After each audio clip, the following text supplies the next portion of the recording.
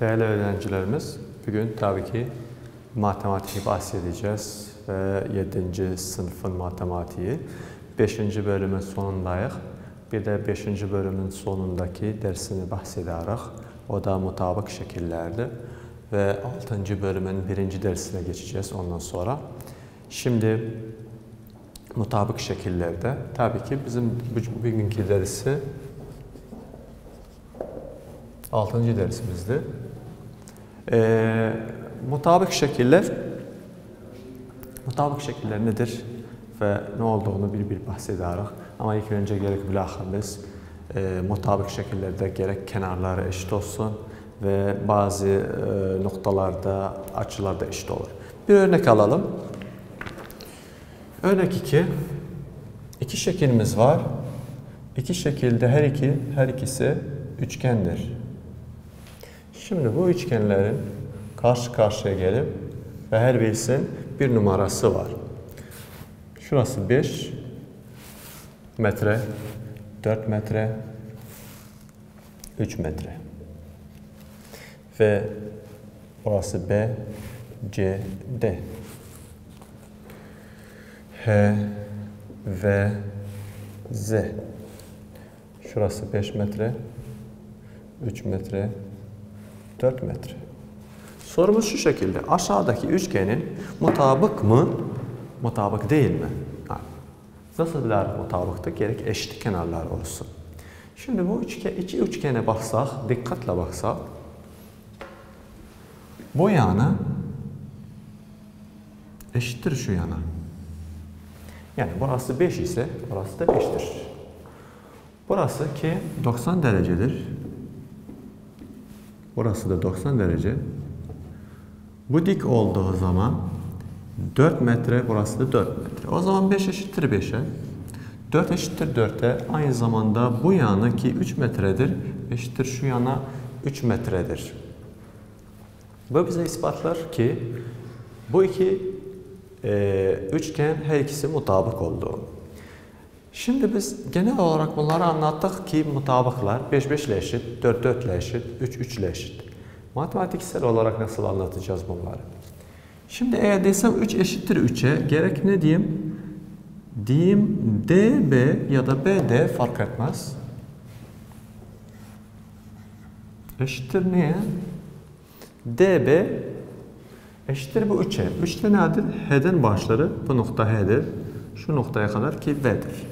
Eşittir H V'ye, o da eşittir 3 metre. Birinci yanı eşittik ki kenarlar eşittir. Bu iki kenar eşittir. O zaman bu iki kenar da eşittir. Bu kenar BC'dir. Eşittir. Şu kenara ki H Z'dir. O da eşittir 4 metre. Aynı zamanda bu beşler eşittir. DC eşittir ve Z'ye. O da eşittir 5 metre. Bunlar eşit olduğu zaman, bu iki üçgen her ikisi mutabık olur. Mutabık olduğu zaman bir simbolü var. O simbolü yazacağız. O zaman BCD üçgeni mutabıktır. Biz eşitimiz var. Eşitin bir çizgi başına koysa ne olur? Mutabık diyor o zaman. Mutabıktır. Hangi üçgenle? İkinci üçgenle. Bu üçgen BCD ve HZV. İspatladık ki iki üçgenimiz var. Her ikisi de mutabık olduğunu bir şekilde ispatlarıq. O da nedir şekilleri? Gerek kenarları eşit olsa, eğer kenarları veripse bize, ama eğer bize açılar verseydi, o zaman açıları eşit olduğunu ispatlarıq. İki açılar her iki yandan eşit edərək. Ondan sonra deyərək bu iki üçgen her ikisi aynı zamanda mutabıklar. Bu bir örnektir. Başka örnek alalım. Örnek 3'te. Örnek 3, örnek 2 gibi değil. Örnek 2 daha fazla kenarlar bahsetti. Örnek 3 açıları bize bahseder. Örnek 3'te Başka bir iki şeklimiz var.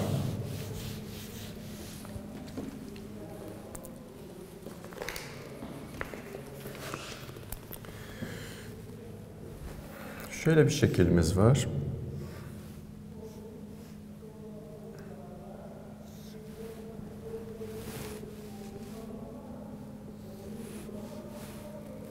Şurası 62. Aynı zamanda 62. 118, 118. Dikkatle baksanız aynı yerdedir, aynı mekandadır. Burası 86, 7. Şurası 87. Bu şekilde 93 verip bu şekilde bir soru işareti vermiş. Sorumuz bu şekilde. Mutabık şekillerin birindeki belirsiz ölçüyü bulunuz. Şimdi belirsiz ölçü kaçtır burada?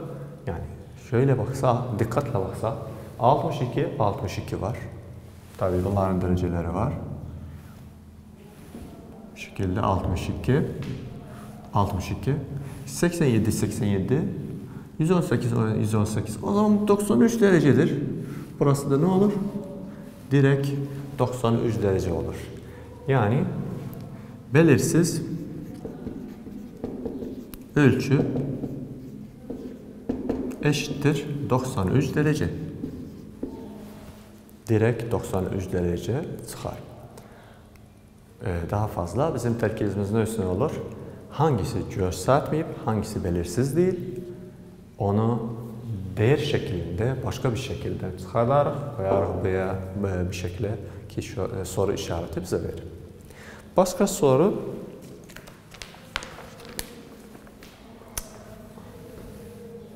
bu soru aile B sorusu.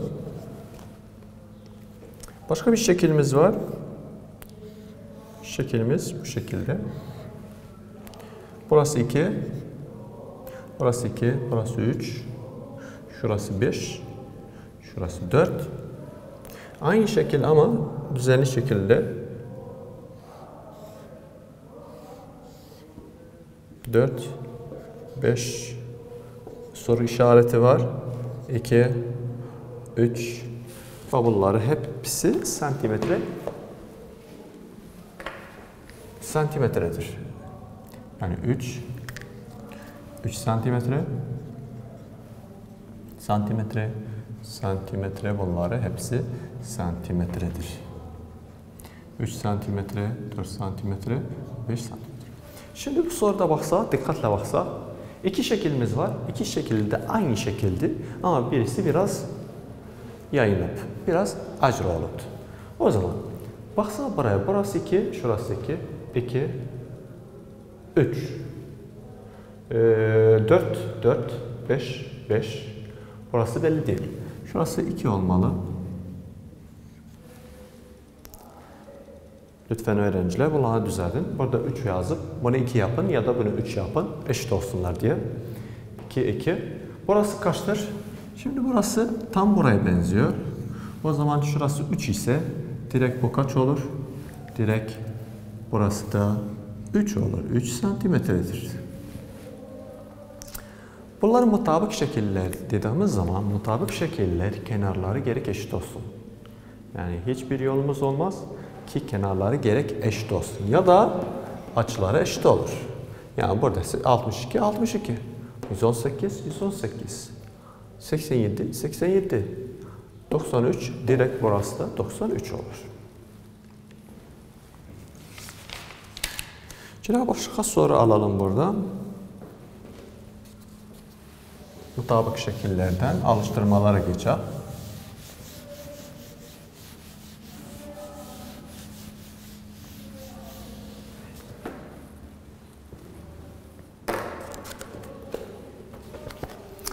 Alıştırmalarda bazı sorular var. Şekil şeklinde var. İki şekilimiz var. Birisi yeşil, diğeri de kırmızı.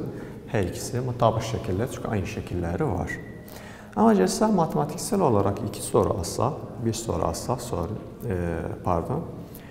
Üçüncüsü, örnek üçüncüye ait olan soru.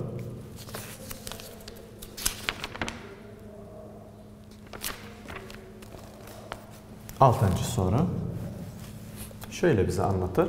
Tabii ki sayfayı 222'de, burada sayfa 222 size ödev vermişim. Ödevde ön 3'ten 14'e kadar ya da ön 3'te ön 3 ve 14 ödevdir. Şimdi biz 6.'yı çözelim. Şöyle bir şeklimiz var. Burası dik şeklinde olduğu zaman kaç olur? 90 olur. Çok güzel. 64 derece. 92 derece. Şurası 114 derece. Aynı şeklimiz var. Aynı 114 vermiş. 92 vermiş. 64'ü vermiş. Şurası C vermiş. C değerini bul diyor. Yani mutabık şekillerin birindeki belirsiz ölçüyü bulunuz. Belirsiz ölçü zaten belli. C. C ölçüsü kaçtır? Direkt 90. Çünkü neden 90'dır? Zaten belli. Burası 90 işareti var. Şimdi burada iki şeyimiz var. Ya budur. Bunu 90 derece yazacağız. Ya burası C'dir. Hemen C'yi yazacağız. Ama eşittir 90 dereceye. Bunu da nasıl bileceğiz? Geçen derste anlattık. Bir nokta alacağız. Şu noktadan bütün noktalara çizgi çizeceğiz. Tabii ki içi üçgen çıkar burada.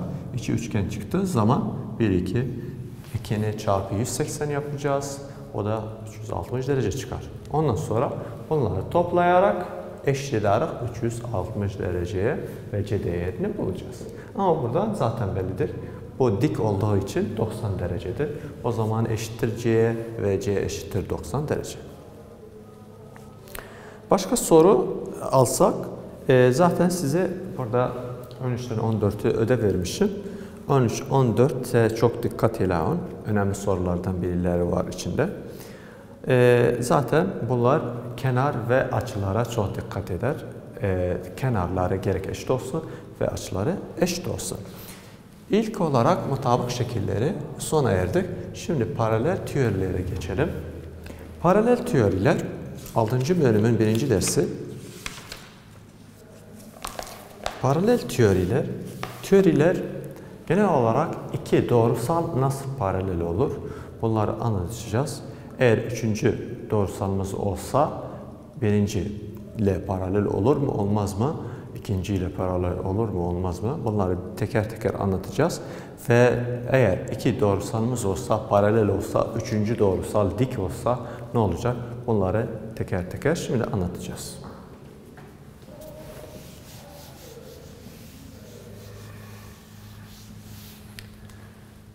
Bir örnek alalım.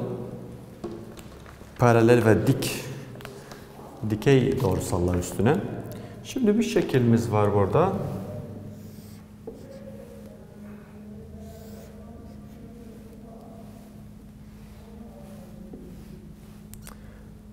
B, C, B, D ve burası da E'dir.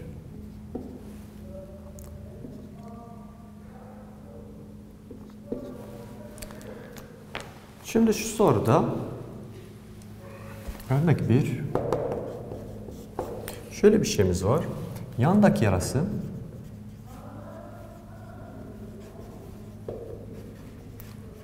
yarasında BC paraleldir. BC ne ile paraleldir? HD ile. HD ile. BC doğrusalı HD ile paraleldir. Paralel ne demektir? Gerek iki doğrusal birbir karşında olduğu zaman paralel olur. Yandaki yarası BC paraleldir HD ile ve virgül ve anlamına gelir. DC doğrusalı. Şimdi DC hangisidir? Şurası. DC doğrusalı diktir. Şu alamet, şu işaret dik anlamına gelir. Şu da paralel. DC diktir BC ile beraber.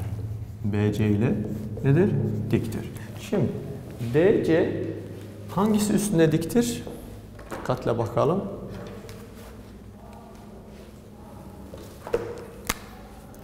DC hemen BC ile diktir. Nasıl dik olduğunu bilerek 90 derece olur. Şimdi DC BC üstüne diktir. Aynı zamanda bize başka bir bilgi vermiş. O da HB doğrusalı. HB şurası aynı zamanda diktir ne üstüne? HD üstüne diktir. HD üstüne. HB şu HD üstüne diktir. Şimdi sorumuz nedir? A sorusu. DC doğrusalı dik olduğunu HD üzerine ispatla ya da açıklayınız. Açıklayınız. Sorumuz bu şekilde. DC doğrusalı HD üstüne dik olduğunu ispatlayınız. Tabii ki 90 derece olduğu için yani bu da bir ispattır. Hemen dik olduğunu ispatlar. Ama biz verilenimiz var. Burada verilen var. Bunu ispatlamamız lazım. Yani ilk önce bunları kullanarak bunu ispatlayacağız. Nasıl ispatlayacağız? Bakın bu şekilde. İlk önce bunu kullan. BC paraleldir HD ile. Tamam. BC doğrusalı paraleldir HD ile. O zaman paralel olsa ne olur? DC diktir BC ile. Bu da bize başka bir bilgi verir. Başka bir bilgi verir. O da dik olduğu için DC BC ile dik olduğu için burada madem bu diktir o zaman bu da dik olur. Bu da bizim ispatlamamızı gösterir. DC diktir BC ile. O zaman öyleyse bunu kullandık. Şunu kullandık. O zaman en son olarak ne diyeceğiz? DC doğrusalı nedir? Diktir HD doğrusalı ile. Bu da bizim ispatlamamızı gösterdi. Değerli öğrenciler, genelde paralel teorilerin ispatlamamız lazım. Gerek soruda ne olduğunu çıkartacaksın. Yani bunları kullanarak sen bu sonuca yetişirsin.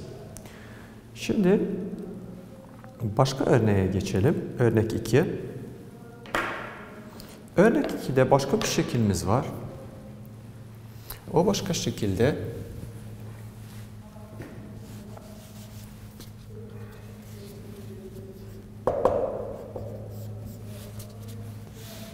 örnek 2'de başka şekilimiz var ama daha fazla numara kullanıp da orada. Yani bunun gibi ramiz şeklinde derece, simbol şeklinde değil, daha fazla numara, rakam şeklinde bize verip de daha kolaydır bence. Bir dikdörtgenimiz var.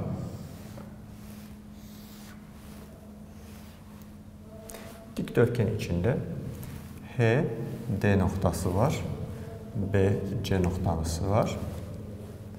Burası 50 milimetre. Şurası 30 milimetre. Burası 50 milimetre. Eşit oldukları için burası 30, şurası da 30 olmalı. Ve buradan C'ye kadar bir çizgimiz var. Şuraya kadar bir L harfi var. Şurası 26 milimetre. Şurası 58 milimetre. Ve cevabına başlayacağız. Sorumuz şu şekilde. Karşıdaki dikdörtgenin resmini kullanınız. Bunu kullanarak A ve B soruya cevap veriniz. A sorundaki neyimiz var? D ve BC doğrusal arasındaki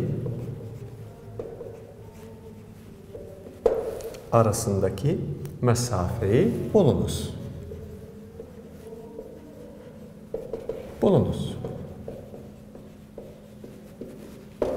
Arasındaki mesafeyi bulunuz. Şimdi eğer dikkatle baksak soruya, D'miz var. D noktası hara düşer? Şuraya. Ve BC doğrusalı. Bu olduğu zaman yani doğrusaldır. Nokta değil. BC doğrusal. Şimdi D ile BC doğrusalı arasındaki mesafeyi bulmak için gerek bir şeye dikkat eder. En kısa yolu seçmek. En kısa yolu seçmek nasıl seçeceğiz? Yani şuradan şuraya kadar yetişmek için gerek bir yol olsun. Bir yolu var burada. Yani burada direkt C'ye yetişir. C'ye yetiştiği zaman o zaman BC'ye ait. Bu yolda var ki D'ye geçer H. Ondan sonra BC'ler. En kısa yolu hangisidir? Şurasıdır. D'den C'ye kadar. O zaman kaçtır D'den C'ye kadar? 30 milimetredir. O zaman burada ne kullanacağız? DC, BC ile beraber nedir? Diktiler. Dik olduğu zaman öyleyse D ve BC arasındaki mesafe DC'dir. Tamam. O zaman şöyle diyelim. DC buradan şuraya kadar dediğim gibi DC diktir. Ne üstüne diktir? DC BC üzerine diktir. O zaman öyleyse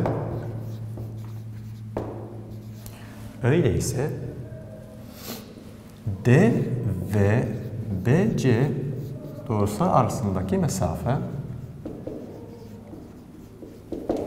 mesafe eşittir 30 milimetre. Yani şöyle diyelim. D ile BC arasındaki mesafe en kısa yolu seçse 30 milimetredir. Bu soru A sorusudur. Şimdi B sorusuna geçelim.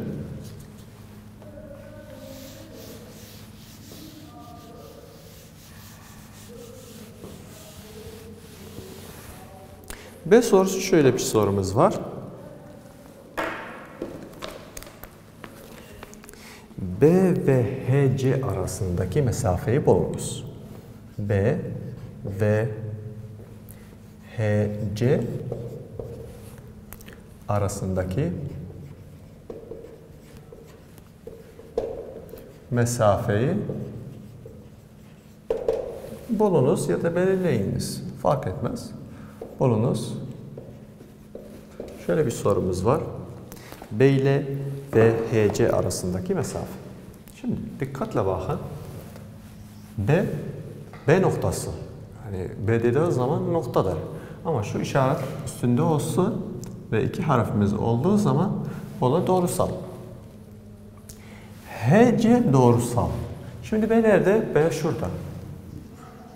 B şurada. Ve HC'ye baksa HC bura. Burası kastediyor. Şimdi B ile HC arasındaki mesafe en kısa yolu seçsek ya bu yolumuz var ya şu yolumuz var ya direkt bu yolumuz var. O zaman en kolay yol hangisidir? Şu yoldur. O da 26 milimetredir. Bunları nasıl ispatlayacağız? İlk önce BL nedir? Diktir HC üzerinde.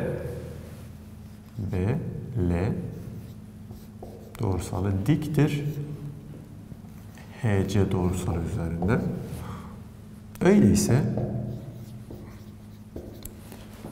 B ve HC arasındaki mesafe B ve HC arasındaki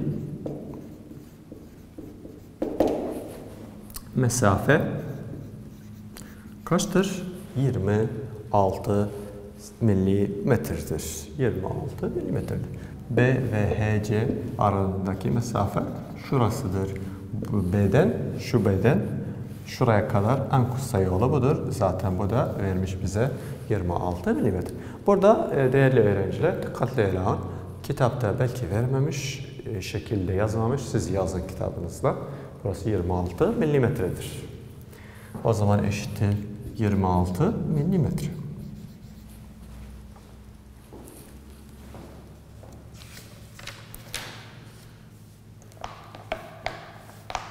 Alıştırmalara geçelim. Alıştırmalarda 4'ten 7'ye kadar sorularımız var. 4'ten 7'ye kadar bir üçgenimiz var. O üçgen içinde bazı milimetreler bize vermiş. O milimetrelere göre biz sorulara cevap vereceğiz teker teker.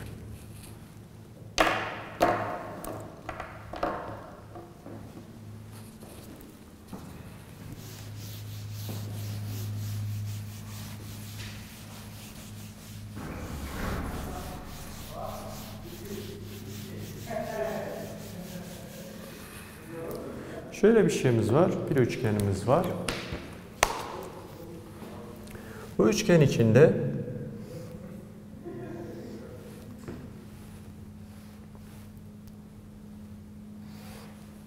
eğer bu sorulara teker teker cevap versek, gerek resim karşımızda olsun, resimsiz bir şey yapamayız. Burası L, şurası D, şurası A. Aynı zamanda burası 11. Şurası 19, şurası 20. Başka burası 24. Şurası 22, 22. 26 milimetre, 31 milimetre vesaire. Şimdi sorumuz şöyle. 4. soru. M ve LD doğrusal arasındaki mesafe. Mesafe.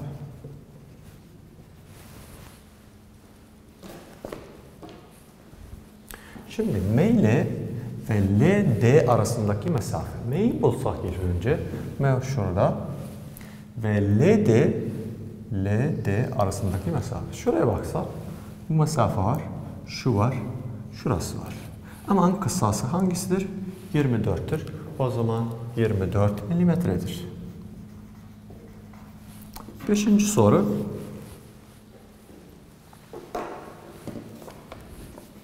D ve MA arasındaki mesafe. Son soru olarak 5.'yi çözeceğiz. Ve 6'dan 7 size ödev diye vereceğim. Şimdi D ve MA arasındaki mesafe. D, şurada D. Ve MA doğrusalın arasındaki mesafeyi bulmamız lazım. MA nerede? Şimdi D'yi bulduk biz. MA nerede? Şurada. MA. Şimdi ya bir yolumuz var ya şu yolumuz. En kısa yolu şurası. 1, 2. Burası 22. Şurası da 22. O zaman 22 artı 22 eşittir 44 milimetre. 6 ve 7 aynı zamanda size burada yazmışım. Sayfa 236 birden 6'ya kadar ödevdir. Siz de elinizde gelene kadar soruları çözün ve dikkatli olun ki bu size çok yardımcı olur bu ödevler ve soruları elinizde kadar çözün. Şimdi eğer bunu bir tekrarlasak daha hızlı bir şekilde bu üçgenimiz vardır.